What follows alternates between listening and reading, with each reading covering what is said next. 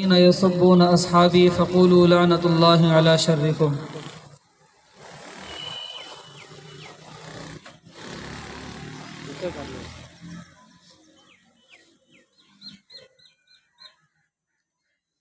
اللهم صل على محمد وعلى آل محمد كما صليت على إبراهيم وعلى آل إبراهيم إنك حميد مجيد.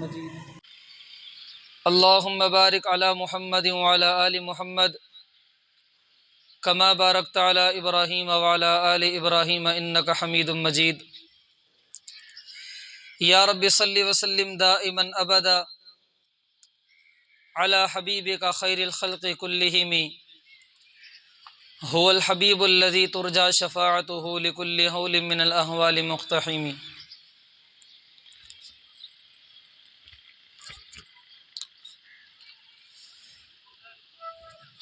حمد و صلات کے بعد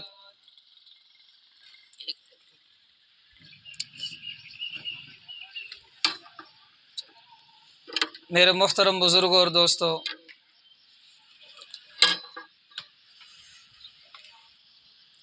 نبی کریم صلی اللہ علیہ وسلم کو اللہ رب العزت نے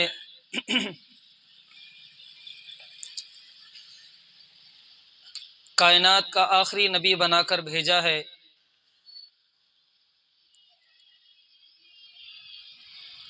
اسی لیے آپ صلی اللہ تعالی علیہ وسلم کو جو شریعت عطا کی وہ بھی آخری ہے، جو کتاب عطا کی وہ بھی آخری ہے، جو شریعت آپ صلی اللہ علیہ وسلم کو اللہ رب العزت نے عطا کی اس شریعت کے بعد اب کسی اور شریعت کی ضرورت نہیں. جو کتاب خداوند ذوالجلال نے پیغمبر عربی صلی اللہ علیہ وسلم کو عطا کی اس کے بعد اب کسی کتاب کی کوئی ضرورت نہیں، کیونکہ شریعت بھی اللہ نے منتخب کر کے اپنے آخری پیغمبر کو دی ہے، اور کتاب بھی منتخب کر کے چن کے اپنے آخری پیغمبر کو عطا کی ہے. تو لہٰذا یہ امر ضروری ہے کہ رسول اللہ صلی اللہ تعالی علیہ وسلم کو اللہ نے جو اصحاب عطا کیے، جو ساتھی عطا کیے، جو جانثار اور وفادار دوست عطا کیے، وہ بھی منتخب ہوں، چنے ہوئے ہوں، اللہ کے انتخاب سے نبی کریم صلی اللہ تعالی علیہ وسلم کے پاس پہنچے ہوں. کیونکہ رسول اللہ صلی اللہ تعالی علیہ وسلم کا ارشاد گرامی ہے، اللہ نے جب مجھے نبوت عطا کی تو مجھے نبوت عطا کرنے کے بعد ساری انسانیت کے دلوں کو دیکھا، اور دیکھنے کے بعد ان میں سے جن لوگوں کے دلوں کو اللہ نے سب سے خوبصورت پایا انہیں اللہ نے چن کر میرے صحابہ بنا دیا. تو یہ انتخاب اللہ رب العزت کی طرف سے ہے. اسی لیے میں عموماً کہا کرتا ہوں کہ دو عہدے، دو منصب ایسے ہیں جو فقط اللہ کی طرف سے عطا کیے گئے ہیں کسی کو، اور اللہ ہی کی طرف سے عطا کیے جا سکتے ہیں. انسان اپنی محنت سے اس منصب کو، اس عہدے کو حاصل نہیں کر سکتا. ان میں سے ایک ہے عہدہ نبوت اور دوسرا ہے عہدہ صحابیت. نبی بھی اگر کسی کو اللہ بنائے تو چن کر بناتا ہے، اور خود اللہ بناتا ہے. اللہ نے انسانوں کو یہ اختیار نہیں دیا کہ تم اتنی محنت کرو تاکہ تمہیں نبوت مل جائے. اتنی محنت کرو گے تو نبوت مل جائے گی، اس سے بڑھ کر اتنی محنت کرو گے، اتنی عبادت کرو گے تو رسالت مل جائے گی۔ ایسی بات نہیں ہے، یہ خالص اللہ کا فضل و کرم ہے کہ اللہ نے جس پر چاہا ہے وحی نازل کی ہے، اور جسے چاہا ہے اپنا رسول اور نبی بنایا ہے۔ اسی طرح صحابیت بھی وہ مقام ہے کہ جو انسان اپنی محنت کے بلبوتے پر حاصل نہیں کر سکتا۔ صحابیت سے متعلق بھی ایسی کوئی شرط نہیں ہے کہ اتنی عبادت کرو گے تو صحابی بن جاؤ گے، اتنی عبادت کرو گے تو اونچے درجے کے صحابی بن جاؤ گے، اتنی عبادت کرو گے تو پہلا، دوسرا، تیسرا، چوتھا رتبہ پا جاؤ گے، ایسی کوئی بات نہیں ہے۔ یہ صحابیت کا فضل، صحابیت کا شرف، اور ان میں جن کو خلفائے راشدین بنانا تھا، یہ شرف بھی فقط اللہ رب العزت کی طرف سے عطا کیا گیا ہے۔ تو نبوت ہو یا چاہے صحابیت ہو، یہ دونوں عہدے اللہ کی طرف سے منتخب بندوں کو عطا کیے گئے ہیں۔ ہر ایک اپنی چاہت سے، اپنی منشا سے نہ کبھی نبی بن سکتا ہے، نہ صحابی بن سکتا ہے۔ تو نبی کریم صلی اللہ تعالی علیہ وسلم کے ساتھیوں کو صحابہ کرام کہتے ہیں، اور یہ صحابہ کرام رضوان اللہ علیہ مجمعین کی جماعت اللہ کے انتخاب سے پیغمبر کے پاس پہنچی ہے۔ تو جو اللہ کا انتخاب ہوتا ہے، یا جو لوگ اللہ کے انتخاب سے پیغمبر تک پہنچے ہوں، جب اللہ بے عیب ہے، اللہ کی ذات میں کوئی عیب نہیں ہے، اللہ کے علم میں کوئی عیب نہیں ہے، اللہ کی حکمتوں میں، اس کے فیصلوں میں کوئی عیب نہیں ہے، تو پھر یہ بات ماننا ضروری ہو جائے گا کہ اللہ نے جن لوگوں کو چن کر پیغمبر کے صحابہ بنایا ہے، وہ انبیاء کے بعد یقینی طور پر کائنات میں سب سے افضل ترین شخصیات ہیں۔ اب ان صحابہ کرام رضوان اللہ علیہ مجمعین کی شخصیات میں بھی کئی قسم کے طبقات ہیں، ان کی تفصیلات اپنی جگہ، مگر یہ بات تو مشہور و معروف اور مسلم ہے کہ نبی علیہ الصلوۃ والسلام کے تمام صحابہ میں سے 313 صحابہ کو جو مقام ملا ہے وہ دیگر صحابہ کو نہیں ملا۔ وہ 313 صحابہ کون ہیں؟ یہ وہ صحابہ ہیں جنہیں ہم بدری صحابہ کہتے ہیں، جنہوں نے اسلام اور کفر کی پہلی جنگ میں شرکت کی ہے، جن کو اللہ رب العزت کی طرف سے یہ پروانہ ملا، اعملوا ما شئتم فقد غفر لکم، کہ جنگ بدر میں شرکت کر کے تم نے اللہ کی نگاہوں میں وہ محبوبیت حاصل کر لی ہے، اللہ کی طرف سے وہ شرف اور فضل پا لیا ہے، اور اللہ نے ہی تمہیں یہ شرف اور فضل دیا ہے کہ اب تم جو چاہے کرتے رہو، اللہ نے تمہاری مغفرت کر دی ہے۔ اتنا بڑا مقام ملا ہے۔ پھر ان 313 صحابہ میں بھی منتخب کر کے چن کر اگر دیکھا جائے تو 10 وہ نکلتے ہیں جنہیں عشرہ مبشرہ کہا جاتا ہے۔ عشرہ مبشرہ وہ 10 صحابہ ہیں جنہیں ایک ہی محفل میں رسول اللہ صلی اللہ علیہ وسلم نے جنت کی خوشخبری سناتے ہوئے فرمایا، ابو بکر جنتی، عمر جنتی، عثمان جنتی، علی جنتی، طلحہ جنتی، زبیر جنتی، سعد بن ابی وقاص جنتی، سعید بن زید جنتی، اور اسی طرح عبد الرحمن ابن عوف جنتی، ابو عبیدہ بن الجراح جنتی۔ ان 10 صحابہ کو نبی نے ایک ہی محفل میں جنتی قرار دیا، جن کو عشرہ مبشرہ کہا جاتا ہے۔ پھر ان 10 صحابہ میں 4 وہ ہیں جنہیں دنیا خلفائے راشدین کے نام سے جانتی ہے، ان کا بھی بڑا مقام ہے، بڑا فضل ہے، دنیا جانتی ہے۔ میں بالکل سادے سے لفظوں میں بات کر رہا ہوں تاکہ ہر آدمی کو بات سمجھ میں آ سکے۔ ہر آدمی پڑھا لکھا نہیں ہوتا، کوئی مزدور طبقے سے تعلق رکھتا ہے، کوئی آفس ورکر ہوتا ہے، کئی قسم کے لوگ ہوتے ہیں، تو میری کوشش ہوگی کہ عوامی انداز میں بات ہو تاکہ سب کو بات سمجھ میں آ سکے۔ تو نبی علیہ الصلوۃ والسلام کے ان صحابہ میں سے 4 وہ ہیں جنہیں خلفائے راشدین کہا جاتا ہے، جن کے بارے میں پیغمبر عربی صلی اللہ علیہ وسلم نے فرمایا، فعلیکم بسنتی وسنت الخلفاء الراشدین المہدیین عضوا علیہا بالنواجذ، کہ تم پر میری اور میرے ان خلفائے راشدین کی سنت پر عمل کرنا ضروری ہے، اور انہیں اپنی داڑھوں سے پکڑ لو۔ جس طرح انسان کسی چیز کو مضبوطی سے پکڑنے کے لیے اسے اپنی داڑوں میں دبا لیتا ہے کہ داڑھ کے ذریعے جس چیز کو پکڑا جاتا ہے اس کا چھوٹنا آسان نہیں ہوتا، اسی طرح آپ نے فرمایا کہ میری اور ان خلفائے راشدین کی سنت کو داڑھوں سے پکڑ لو، کہ مقصد کیا ہے کہ ان کو کبھی بھی نہ چھوڑنا۔ یہ چاروں کون ہیں؟ ابو بکر و عمر و عثمان و علی رضی اللہ تعالی عنہم۔ پھر ان چار میں دو وہ ہیں جنہیں شیخین کہا جاتا ہے،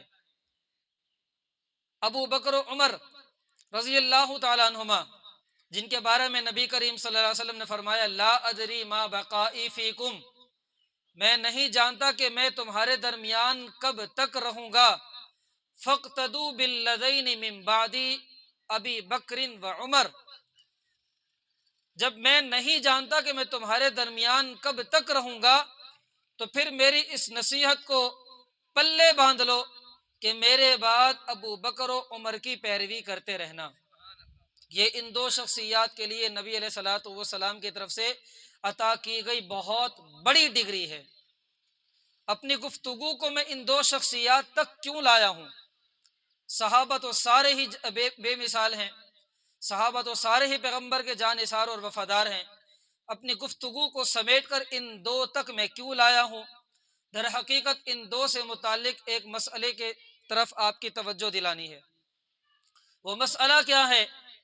نبی کریم صلی اللہ تعالی علیہ وسلم کے ان دو پیارے صحابہ سے متعلق یہ شوشہ امت میں چھوڑا گیا ہے، اور غیروں کی طرف سے یہ بات مسلمانوں میں عام کرنے کی کوشش کی گئی ہے کہ یہ ابو بکر اور عمر یہ دونوں العیاذ باللہ معاذ اللہ ظالم تھے، پیغمبر کے دنیا سے جانے کے بعد انہوں نے اپنا رخ بدلا، انہوں نے اپنا روپ بدلا، انہوں نے اپنا مقصد بدلا، اور انہوں نے اپنا دین بھی بدل دیا، اور نبی کریم صلی اللہ تعالی علیہ وسلم کے دنیا سے جانے کے بعد انہوں نے اپنا دین یعنی دین اسلام پیغمبر کا دین چھوڑ کر اپنے پرانے دین سے دوبارہ تعلق جوڑ لیا، اور نبی کریم صلی اللہ تعالی علیہ وسلم کے اہل بیت پر ظلم و ستم کیے۔ یہ پروپیگنڈا امت میں چھوڑا گیا ہے، اور اس میں کئی قسم کے اعتراضات ان دو شخصیتوں سے متعلق پیش کیے گئے ہیں۔ ان میں سے اس وقت ایک بات کی طرف توجہ دلانی ہے کہ ایک یہ شوشہ امت میں چھوڑا گیا ہے کہ نبی کریم صلی اللہ تعالی علیہ وسلم کے وصال کے بعد، آپ کے دنیا سے پردہ فرمانے کے بعد، ابو بکر صدیق رضی اللہ تعالیٰ عنہ کے حکم سے حضرت عمر رضی اللہ تعالیٰ عنہ نے اپنے ساتھ کچھ ساتھیوں کو، کچھ دوستوں کو لیا، اور حضرات اہل بیت عظام رضوان اللہ تعالی علیہم اجمعین کے گھر پر پہنچے، حضرت فاطمہ الزہرا رضی اللہ تعالیٰ عنہ کے دروازے پر پہنچے، اور وہاں جا کر دروازے کو جلایا ہے، دروازے کو آگ لگائی ہے، اور حضرت فاطمہ الزہرا رضی اللہ تعالیٰ عنہ پر دروازہ گرایا ہے۔ العیاذ باللہ کہتے ہوئے زبان بھی کانپ جاتی ہے کہ العیاذ باللہ حضرت عمر رضی اللہ تعالیٰ عنہ سے متعلق یہ بھی اعتراض کیا گیا کہ حضرت فاطمہ الزہرا رضی اللہ تعالیٰ عنہ نبی علیہ الصلوۃ والسلام کی لخت جگر، آپ علیہ الصلوۃ والسلام کی نور نظر، جن کے بارے میں نبی کریم صلی اللہ علیہ وسلم نے فرمایا فاطمہ میرے بدن کا ٹکڑا ہے، جس نے فاطمہ کو تکلیف دی اس نے مجھے تکلیف دی۔ تو حضرت عمر رضی اللہ تعالیٰ عنہ سے متعلق یہ اعتراض کیا جاتا ہے کہ وہ گئے ہیں اور جا کر العیاذ باللہ حضرت فاطمہ الزہرا رضی اللہ تعالیٰ عنہ کے بطن میں، آپ کے پیٹ میں دھکا دے کر لات ماری ہے، جس سے وہ گری ہیں، اور پیٹ میں حمل تھا وہ بھی ضائع ہو گیا۔ اس طرح اہل بیت پر ان حضرات نے جا کر ظلم و ستم کیا۔ یہ بات امت میں چھوڑی گئی ہے، اور صرف زبانی کلامی نہیں بلکہ کتابوں میں لکھ بھی دی گئی ہے، اور سوشل میڈیا کا دور ہے تو انٹرنیٹ پر بھی اس قسم کی باتیں بہت زیادہ عام کر دی گئی ہیں۔ اب ہر آدمی آج کے دور میں موبائل استعمال کرتا ہے، ہر آدمی آج کے دور میں مختلف قسم کے بیانات سنتا رہتا ہے، تو اس قسم کے بیانات بھی سامنے آ جاتے ہیں، تو جب ایک عام آدمی اس طرح کی بات سنتا ہے تو روح کانپ جاتی ہے کہ یہ کیا ہو گیا، کیسے ہوا، نبی علیہ الصلوۃ والسلام کے گھرانے کے ساتھ ان لوگوں نے ایسا کیسے کر دیا۔ تو یہ بات امت میں چھوڑی گئی ہے، اس سے متعلق میں نے گفتگو کرنی ہے تاکہ اس مسئلے کو صاف کیا جا سکے۔ پہلے آپ لوگوں کو سیدھا سا مسئلہ سمجھا دوں، سیدھی سی بات بتا دوں۔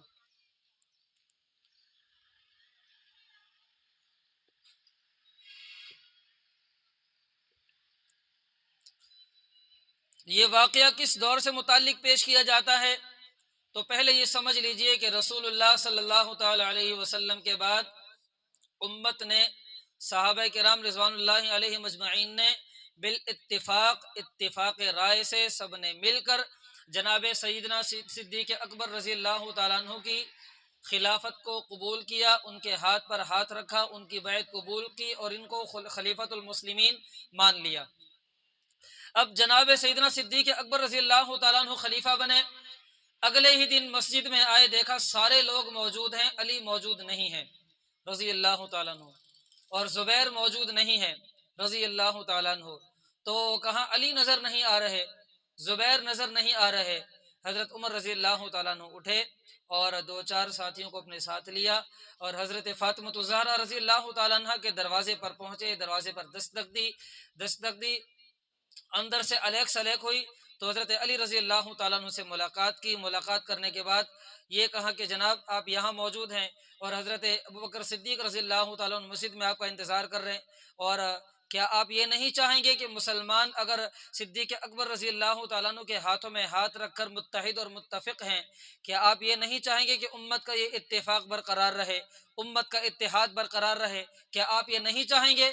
آپ یہاں بیٹھے ہیں، اگر آپ یہاں بیٹھے رہے تو بہت سے لوگ آپ کو دیکھ کر وہ بھی اٹھ جائیں گے، کہیں امت کا اتحاد ٹوٹ نہ جائے، کہیں امت کا اتفاق ٹوٹ نہ جائے۔ تو کتنا اچھا ہوگا کہ اگر آپ بھی چل کر اس مسئلے کو حل کر دیں اور آپ بھی اتفاق اور اتحاد کر لیں۔ تو جناب سیدنا علی المرتضیٰ رضی اللہ تعالیٰ عنہ نے بات سنی، اٹھے، ان حضرات کے ساتھ گئے، مسجد میں پہنچے اور جا کر بھرے مجمع میں سب کے سامنے جناب سیدنا صدیق اکبر رضی اللہ تعالیٰ عنہ کے ہاتھوں میں ہاتھ رکھ کر ان کو خلیفۃ المسلمین مان لیا۔ یہ ہے سیدھا سا مسئلہ۔ اب اس کو اتنا طول دیا گیا کہ یہ حضرات وہاں گئے، دروازے پر جا کر دھمکیاں دی، دھمکیاں دے کر ان کو کہا کہ ہم تمہارا گھر جلا دیں گے، ایسا کر دیں گے اور ایسا کر دیں گے، اور ایسا کر بھی دیا اور ان کو نقصان پہنچایا۔ یاد رکھیں یہ باتیں نہ دین قبول کر سکتا ہے نہ عقل قبول کر سکتی ہے۔ کیوں؟ صحابہ وہ ہیں جن کے بارے میں نے شروع میں کیا کہا کہ یہ وہ جماعت ہے جسے اللہ نے چن کر نبی کے پاس بھیجا ہے، اور اللہ کا انتخاب کبھی غلط نہیں ہو سکتا، کیونکہ اللہ علام الغیوب ہے۔ قیامت تک کے سارے حالات کا اللہ کو علم ہے کہ کیا کب کیا کیسے ہونا ہے، کس موقع پر ہونا ہے، کیوں ہونا ہے، سب کا علم ہے۔ تو اس کے باوجود اللہ نے جب صحابہ کو چنا ہے، چن کر اپنے پیغمبر کے پاس بھیجا ہے، اس کا مطلب واضح ہے کہ اللہ نے صحابہ کے دلوں کو دیکھا ہے، اللہ کو صحابہ کے دل سب سے زیادہ صاف ستھرے نظر آئے ہیں، اس لیے اللہ نے ان صحابہ کو نبی کے پاس بھیجا ہے۔ اب اگر کہا جائے کہ نبی کے گزر جانے کے بعد ان حضرات نے ایسا کیا اور ایسا کیا، تو یہ اعتراض تو اللہ پر جاتا ہے کہ کیا الیاذ باللہ اللہ کو پتہ نہیں چلا تھا کہ یہ لوگ نبی کے گزرنے کے بعد نبی کے گھر والوں کے ساتھ ایسا کریں گے؟ اللہ نے کیسے ان کو نبی کے ساتھ جوڑ دیا؟ اور عمر سے متعلق کیسے سوچا جا سکتا ہے کہ وہ ایسا کر سکتے ہیں، جبکہ عمر تو وہ ہیں کہ جنہیں خود نبی علیہ الصلوۃ والسلام اللہ سے مانگ رہے ہیں اللہ اسلام کو قوت دے دے، اللہ اسلام کو عزت دے دے۔ یہ نبی کی دعائیں ہیں جو آپ نے غلاف کعبہ کو پکڑ کر اللہ سے دعائیں کی ہیں، اللہم اعز الاسلام بعمر بن الخطاب اور بعمر بن ہشام، اللہ دو شخصیتوں میں سے ایک کے ذریعے اسلام کو عزت عطا کر دے، یا عمر ابن خطاب یا عمر ابن ہشام۔ عمر ابن ہشام ابو جہل کو کہتے ہیں۔ ان دو کا نام لے کر نبی علیہ الصلوۃ والسلام نے دعا کی ہے، اور اللہ رب العزت نے نبی علیہ الصلوۃ والسلام کی دعا کو عرش تک اٹھا کر آپ نے ان دو میں سے جس کے حق میں دعا قبول کی ہے وہ عمر ابن خطاب ہے۔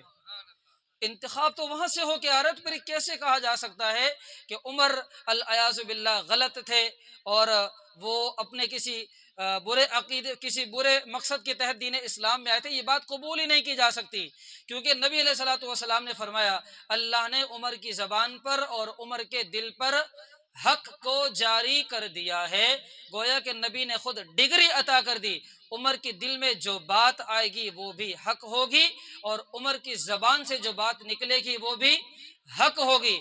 تو جب نبی عمر کی زبان سے نکلنے والی باتوں کو نبی نے حق کہا ہے، تو یہ کیسے ممکن ہے کہ عمر نے اسی زبان سے جا کر اہل بیت کو دھمکیاں دی ہوں؟ یہ بات کیسے عقل میں آ سکتی ہے؟ نیرا جھوٹ ہے، امت کو پروپیگنڈے میں پھنسانے کی کوشش کی گئی ہے۔ یاد رکھیں صحابہ سارے سچے ہیں اور خلفائے راشدین سچے ہیں، نبی کے تابعدار ہیں، وفادار ہیں، جانثار ہیں۔ انہوں نے نبی علیہ الصلوۃ والسلام کے اہل بیت کے ساتھ جو تعلقات استوار کیے ہیں، تاریخ جانتی ہے، دنیا جانتی ہے، کئی مثالیں دی جا سکتی ہیں۔ بہرحال اتنی سی بات ہے، یہ گئے ہیں اور جا کر ان کو بلا کر آئے، مسجد میں پہنچے اور انہوں نے بیعت کی۔ اب اس معاملے کو طول دیا گیا کہ جی گھر جلایا گیا، ایسا ہوا ویسا ہوا، یہ ساری باتیں نیری جھوٹ ہیں، ان کا حقیقت سے کوئی تعلق نہیں ہے۔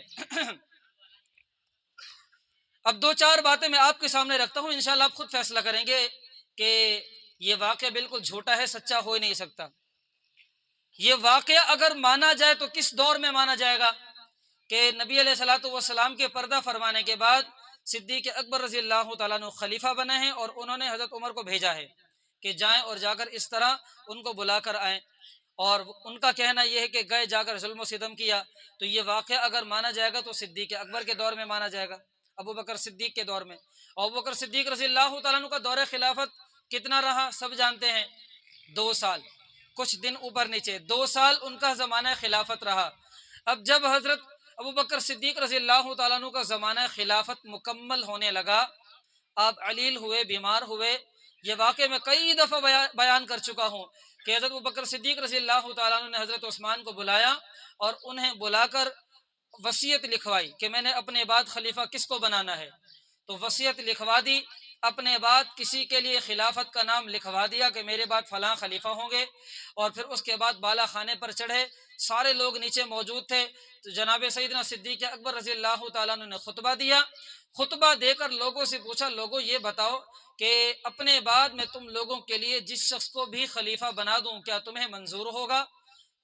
جس کو بھی بنا دوں؟ تو لوگوں نے کہا کہ آپ جسے بھی اپنے بعد خلیفہ بنا دیں ہمیں منظور ہوگا، ہمیں کوئی اعتراض نہیں ہوگا، اس لیے کہ آپ نبی کے سچے وفادار رہے ہیں، نبی کے جانثار رہے ہیں، نبی کے رفیق سفر رہے ہیں، نبی کو آپ پر اعتماد رہا ہے۔ اس لیے آپ نے سفر ہجرت میں بھی جب دنیا کفر آپ کے پیچھے لگی ہوئی تھی، نبی علیہ الصلوۃ والسلام نے آپ کو اپنے ساتھ لے کر اپنا سفر کیا ہے، تو آپ نبی کے معتمد ہیں، تو ہمیں بھی آپ پر اعتماد ہے۔ آپ اپنے بعد خلافت کے لیے جس کا بھی نام دیں ہمیں کوئی اعتراض نہیں ہوگا، ہمیں منظور ہوگا۔ مگر مجمع میں سے ایک شخص کھڑا ہوا اور اس شخص نے کہا کہ نہ، میں عام لوگوں جیسی عام بات نہیں کروں گا، بلکہ میں یہ کہوں گا کہ آپ مجھے پہلے بتائیں کہ آپ نے اپنے بعد خلافت کے لیے کس کا نام دیا ہے، آپ مجھے پہلے بتائیں، اس کے بعد میں فیصلہ کروں گا کہ جس کا نام آپ نے دیا ہے اس کی خلافت کو قبول کرنا چاہیے یا نہیں۔ تو آپ مجھے پہلے نام بتائیں۔ کیوں پوچھ رہا ہوں؟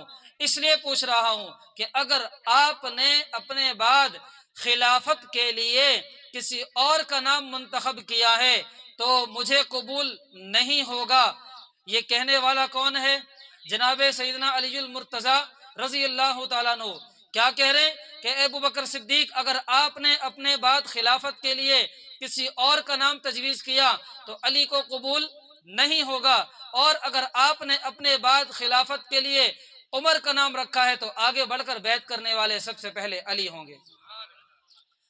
یہ دو باتیں میں نے کیوں بتائیں کہ واقعہ اگر مانا جائے تو کس دور میں مانا جائے گا؟ ابو بکر صدیق کے دور میں، کہ ان کے دور میں جا کر ظلم و ستم کیا، اور اب ابو بکر صدیق کا آخری وقت ہے۔ اب عقل اس بات کو لے گی کہ جناب فاطمۃ الزہرا کے دروازے پر جا کر عمر نے ظلم و ستم کیا، اور اس کے 1.5 سال کے بعد جا کر علی کہہ رہے ہیں کہ خلیفہ بنانا ہے تو عمر کو بنانا، کسی اور کو نہ بنانا۔ یہ بات عقل میں آتی ہے؟ اگر واقعہ سچا ہوتا تو اس موقع پر علی کا احتجاج کیا ہوتا کہ اگر عمر کے علاوہ کسی اور کو خلیفہ بناتے ہیں تو ٹھیک، اگر عمر کو بناتے ہیں تو مجھے منظور نہیں ہوگا۔ یوں بات ہوتی تو بات سمجھ میں آتی۔ کیوں؟ کہ اس لیے کہ انہوں نے ظلم و ستم کیا، اور ایک ظالم آدمی کیسے حکمران بن سکتا ہے، یوں بات تو سمجھ آ سکتی تھی۔ لیکن جب علی نے خود کہا ہے کہ خلافت کے لیے عمر کا نام ہے تو مجھے منظور ہے، کسی اور کا نام منظور نہیں، اس کا مطلب یہ ہے کہ علی نے بھی عمر کو سچا مانا ہے، علی نے بھی عمر کو سچا مانا ہے۔ اگر یہ مان لیا جائے کہ واقعہ سچا تھا، ظلم و ستم کی داستان جو گھڑی گئی ہے سچی تھی، اور اس موقع پر پھر جو علی کہہ رہے ہیں کہ میں صرف عمر کی خلافت کو مانوں گا، مجھے بتائیں کیا یہ اعتراض علی کی طرف نہیں جا رہا؟ علی کی طرف اعتراض نہیں جا رہا کہ ان کی بیوی ان کے حرم میں جا کر حضرت عمر نے جا کر ظلم و ستم کیے ہوں اور یہ جا کر عمر کی خلافت کو قبول کر رہے ہوں، اعتراض کہاں جائے گا؟ دل پر ہاتھ رکھ کے مجھے بتائیں، علی کی طرف اعتراض جاتا ہے کہ نہیں جاتا؟ اور آپ کا دل گوارا کرے گا کہ اس قسم کے اعتراضات علی کی طرف جائیں؟ کسی مسلمان کا دل گوارا نہیں کرے گا۔ تو یہ بات اپنے آپ واضح ہو رہی ہے کہ وہ معاملہ نرا جھوٹا ہے، جھوٹا افسانہ گھڑا گیا ہے، اس میں کوئی حقیقت نہیں ہے۔ اس کے آگے چلیں، حضرت عثمان رضی اللہ تعالیٰ عنہ کے دور خلافت میں حضرت علی رضی اللہ تعالیٰ عنہ مسجد نبوی کے پاس سے گزر رہے ہیں، کیا دیکھا؟ رمضان کا مہینہ ہے، رات کا وقت ہے، مسجد کے اندر چراغ جل رہے ہیں، لوگ کھڑے ہو کر جماعت سے نماز پڑھ رہے ہیں اور اللہ کی عبادت کی جا رہی ہے۔ اس موقع پر حضرت علی رضی اللہ تعالیٰ عنہ نے اللہ سے دعا کی۔ کیا دعا کی؟ دعا کے الفاظ بڑے عجیب ہیں۔ نور اللہ علی عمر قبرہ کما نور علینا مساجدنا، اللہ عمر کی قبر کو ایسے ہی منور کر دے، روشن کر دے، جیسا کہ عمر نے ہماری مسجدوں کو منور کر دیا ہے۔ یہ دعا دینے والے کون ہیں؟ جناب علی المرتضیٰ رضی اللہ تعالیٰ عنہ۔ اب بتائیں کہ اگر عمر نے جا کر فاطمہ کے گھر کو جلایا ہو، دروازے کو جلایا ہو، العیاذ باللہ پیٹ میں لات ماری ہو، یا جو داستانیں گھڑی گئی ہیں اگر وہ سچی ہوں، کیا علی اب آ کر اس طرح دعا دیتے کہ اللہ عمر کی قبر کو منور کرے؟ کیا وہ دعا دیتے؟ ہرگز نہیں، کبھی دعا نہ دیتے، بلکہ بد دعا دے دیتے۔ لیکن علی کا دعا دینا اس بات کی دلیل ہے کہ علی عمر سے راضی ہیں۔ نہج البلاغہ میں لکھا ہے، حضرت عمر رضی اللہ تعالیٰ عنہ نے جنگ قادسیہ کے لیے لشکر تیار کیا، خود بھی سواری پر سوار ہو گئے کہ میں خود لشکر کو لے کر جاتا ہوں۔ جب سواری پر سوار ہوئے، حضرت علی دوڑے دوڑے آگے آئے اور آ کر حضرت عمر کی سواری کی لگام کو تھام لیا، لگام کو تھام لیا اور پکڑ کر کہا لگام کو، حضرت آپ کہاں جا رہے ہیں؟ آپ یہاں مدینے میں بیٹھیں، آپ کہیں نہ جائیں، آپ جب تک مدینے میں رہیں گے مسلمانوں کے پاس ایک بڑا ٹھکانہ موجود رہے گا، آپ مسلمانوں کے لیے ایک پناہ گاہ ہیں، آپ مسلمانوں کے لیے ایک حوصلے کی جگہ ہیں، آپ مسلمانوں کے لیے ایک بہترین ٹھکانہ ہیں۔ آپ اگر نہ رہے تو مسلمانوں کے پاس کوئی پناہ گاہ نہیں رہے گی، کوئی ٹھکانہ مسلمانوں کے پاس نہیں رہے گا۔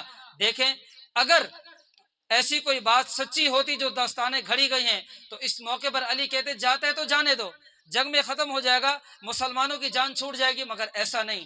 آگے چل کر سواری کی لگام کو تھام لیا ہے اور عمر کو کیا کہہ رہے ہیں کہ آپ نہ جائیں، آپ یہاں رہیں، آپ نے مسلمانوں کو سنبھالنا ہے۔ اس سے بھی پتہ چلتا ہے کہ علی کے دل میں عمر کی محبت تھی، یہ بات بالکل واضح ہو رہی ہے۔ اور اس سب سے بڑھ کر ایک بہت بڑی بات آپ جانتے ہیں، حضرت علی رضی اللہ تعالیٰ عنہ کی بیٹی ہیں حضرت ام کلثوم رضی اللہ تعالیٰ عنہ، یہ حضرت علی کی بھی بیٹی ہیں، نبی علیہ الصلوۃ والسلام کی بیٹی حضرت فاطمہ الزہرا رضی اللہ تعالیٰ عنہ کی بھی بیٹی ہیں، گویا کہ نبی علیہ الصلوۃ والسلام کی سگی نواسی ہیں۔ ام کلثوم رضی اللہ تعالیٰ عنہ، حضرت علی رضی اللہ تعالیٰ عنہ نے اپنی بیٹی ام کلثوم رضی اللہ تعالیٰ عنہ کا نکاح حضرت عمر رضی اللہ تعالیٰ عنہ سے کرا دیا ہے۔ اس سے بڑھ کر پیار کی دلیل اور کیا ہو سکتی ہے؟ اب عقل اس بات کو لیتی ہے کہ عمر نے جا کر فاطمہ الزہرا کے دروازے کو جلایا ہو اور فاطمہ الزہرا کی بیٹی کا نکاح علی نے عمر سے کرا دیا ہو، یہ بات عقل تسلیم کرے گی؟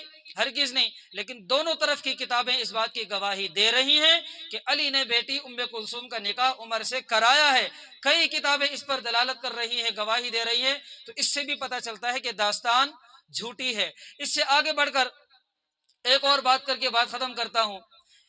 جب حضرت علی رضی اللہ تعالیٰ عنہ شہید ہوئے اور ان کے بعد حضرت حسن رضی اللہ تعالیٰ عنہ 6 ماہ کے لیے خلیفہ بنے، تو خلیفہ بننے کے بعد 6 ماہ کا عرصہ گزرا، اپنے ہی حلقے کے اندر لوگ تھے جنہوں نے بغاوتیں شروع کر دیں، غداریاں شروع کر دیں۔ کوفے کے لوگ تھے جن کے بارے میں خود حضرت حسن رضی اللہ تعالیٰ عنہ نے کہا کہ میری صفوں کے اندر وہ لوگ بیٹھے ہوئے ہیں جو منافق ہیں، ان سے بہتر تو یہ تھا کہ میں معاویہ کے ہاتھوں میں جا کر ہاتھ رکھ دوں۔ اس کے بعد حضرت حسن رضی اللہ تعالیٰ عنہ نے حضرت امیر معاویہ رضی اللہ تعالیٰ عنہ سے صلح کی ہے، اور جب صلح کا وقت آیا تو حضرت امیر معاویہ رضی اللہ تعالیٰ عنہ نے ایک کوڑا کاغذ حضرت حسن کے حوالے کر دیا، کوڑا کاغذ، کہ صلح کے لیے آپ جو بھی شرطیں رکھنا چاہیں آپ رکھ سکتے ہیں، مجھے کوئی اعتراض نہیں ہوگا۔ اب یہاں ایک بات سمجھ لیں کہ 6 مہینے تک حضرت حسن نے خلافت سنبھالی ہے، اس کے بعد اب صلح ہونے لگی ہے حضرت امیر معاویہ سے، اور صلح کا مطلب کیا ہے کہ اب مسلمانوں کے حکمران حضرت امیر معاویہ رضی اللہ تعالیٰ عنہ ہوں گے اور صلح ہونے لگی ہے. مجھے بتائیں صلح کا مطلب کیا ہے؟ جہاں دونوں طرف سے باہمی رضامندی ہو اس کو صلح کہتے ہیں نا. اگر یہ کہا جائے کہ حضرت امیر معاویہ رضی اللہ تعالیٰ عنہ نے حضرت حسن سے زبردستی خلافت چھین لی تھی تو پھر صلح والی بات سمجھ میں آتی ہے؟ ہرگز نہیں. صلح ہے تو اس کا مطلب یہ ہے کہ خلافت چھینی نہیں ہے. بھئی آپ کے پاس موبائل ہے، آپ کان سے لگا کر گلی میں چل رہے ہیں اور آپ فون پر بات کرتے جا رہے ہیں، ڈاکو آئے، آپ کی کنپٹی پر پستول رکھا اور کہا کہ بھائی اپنا موبائل مجھے دے دو. آپ کہیں بھائی صبر کرو، پہلے میں کچھ شرطیں طے کروں گا، ان شرطوں کے مطابق مجھ سے موبائل لے کر جانا. ڈاکو بات سنے گا کہ میں تمہاری شرطیں سننے کے لیے یہاں کھڑا ہوں؟